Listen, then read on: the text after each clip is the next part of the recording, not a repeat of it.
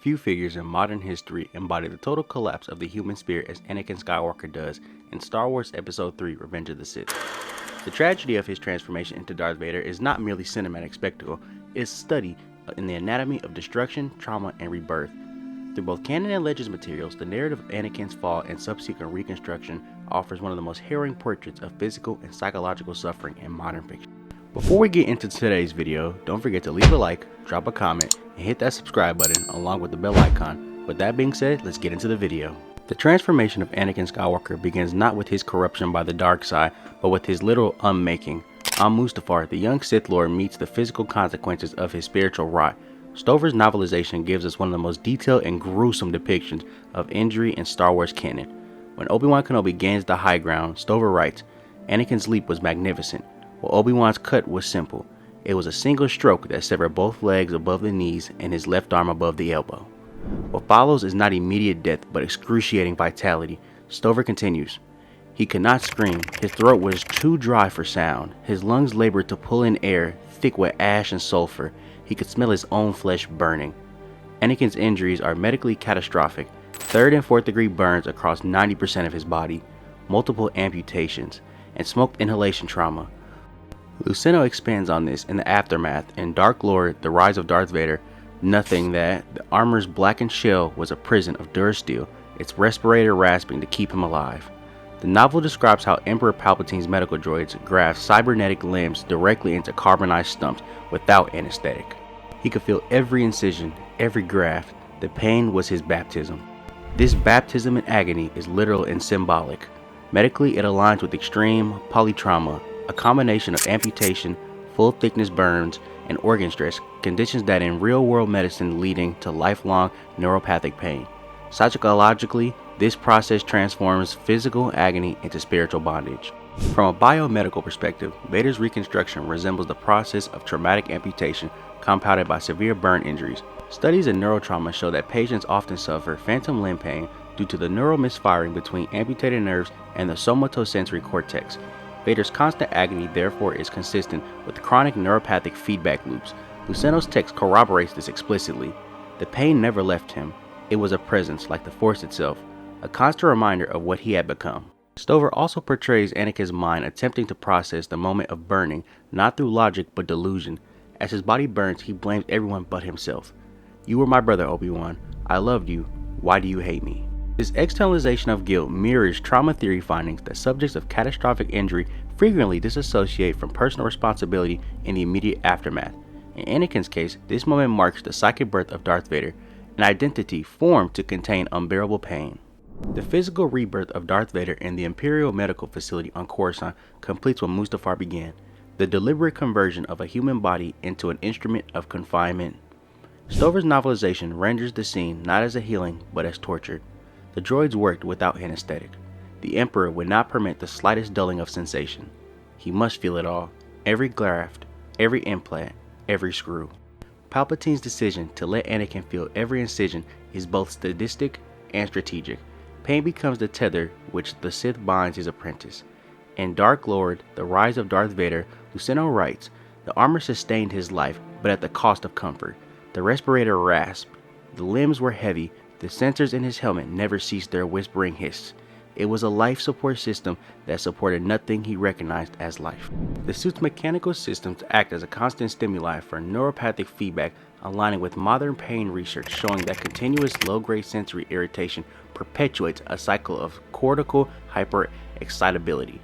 Vader thus endures an engineered version of central sensitization, a nervous system locked into the perception of perpetual injury.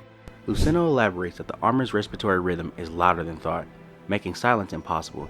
The deprivation of natural sensory variance produces what psychologists term environmental monotony stress associated with insomnia, hypervigilance, and derealization. The medical reconstruction therefore doubles as psychological isolation, each breath a mechanical reminder of dependency. From a symbolic standpoint, this scene inverts the archetype of resurrection, whereas mythic rebirths purify, Vader's reanimation enslaves. As Campbell notes in The Hero with a Thousand Faces, the powers that return life may also return in monstrous form. Vader's body is the monstrous life return, a prosthetic sarcophagus where technology performs the functions of flesh without granting relief. In Darth Vader, Dark Lord of the Sith #1, the comic medium visualizes this horror. Panels depict Vader's first steps as spasmodic, accompanied by internal monologue. "The pain is me.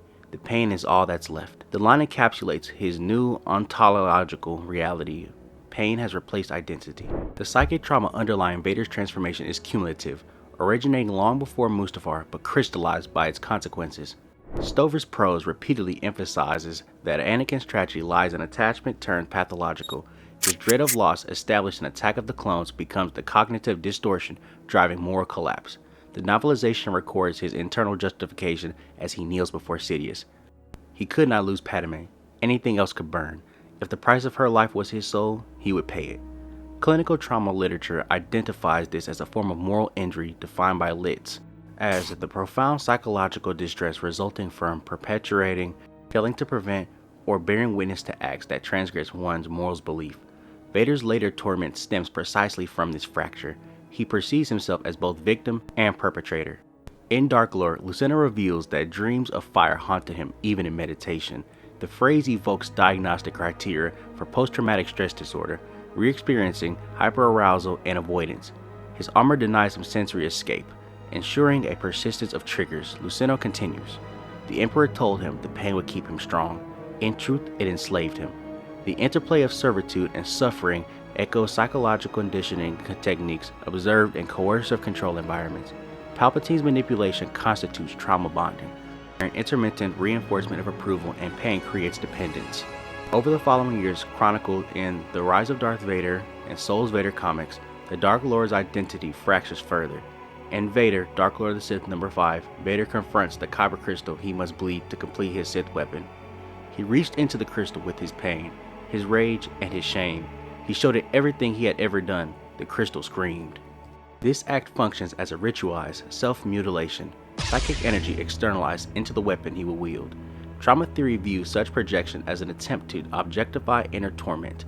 In binding his agony to the blade, Vader ensures that violence will become the only language through which he can express emotion. By the time the early Imperial years, Vader demonstrates classic complex PTSD features: emotional numbing, identity fragmentation, and chronic guilt. Yet Luceno's prose retains moments of yearning.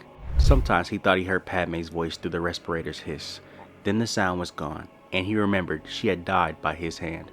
The dialect of denial and remembrance sustains his torment, paralleling what psychiatrist Judith Herman calls the oscillation between intrusion and constriction. Vader lives within the oscillation perpetually. Following his reconstruction, Vader's existence becomes defined by ritualized control. In Dark Lord, we learn that he retreats into meditation chambers that sealed him from the galaxy as if he were entombed again in Mustafar.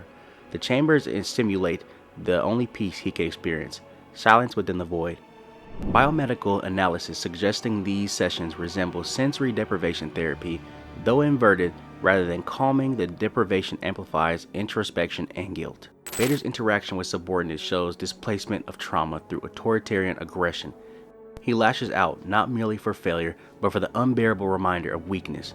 Souls Vader's comic #14 captures this cycle. They fear me, good. If they fear me, they cannot hurt me. This defense of grandiosity aligns with trauma-induced narcissistic armor described by Kohut, a brittle self-esteem protected by omnipotence fantasies, yet beneath it persists grief. In Vader Dark Visions #5, a medic who tends to Vader notes, he looks like death, but he mourns like a man. Physiologically, decades inside the suit exasperate deterioration. Luceno writes, his body had grown weaker even as the force within him deepened. The armor was failing piece by piece. This mirrors real-world complications of long-term prosthetic dependency, muscle atrophy, infection risk, and chronic respiratory issues, all referenced in Legends medical guides like the Essential Guide to Cybernetics. Yet the transition period only plants seeds of redemption. In the Lords of the Sith novel, Vader momentarily senses compassion for Imperial slaves. For an instant, he felt their fear as his own, and the memory of another life surged upward before he crushed it. Such flashes indicate the survival of Anakin's empathy beneath conditioned cruelty, evidence of what trauma theorists call moral repair. Anakin Skywalker's metamorphosis into Darth Vader constitutes one of the most complete depictions of trauma in modern fiction. Physically mutilated, neurologically tormented, and psychologically enslaved, he embodies the intersection of man, machine, and myth. His eventual redemption in Return of the Jedi does not erase the suffering, it transfigures it. When he tells Luke, "You were right about me," he achieved the final stage of post-traumatic growth, acceptance and integration. Thanks if you made it this far into the video. If you want to see more content like this, visit my channel and don't forget to leave a like, drop a comment, and hit that subscribe button. With that being said, I am out of here.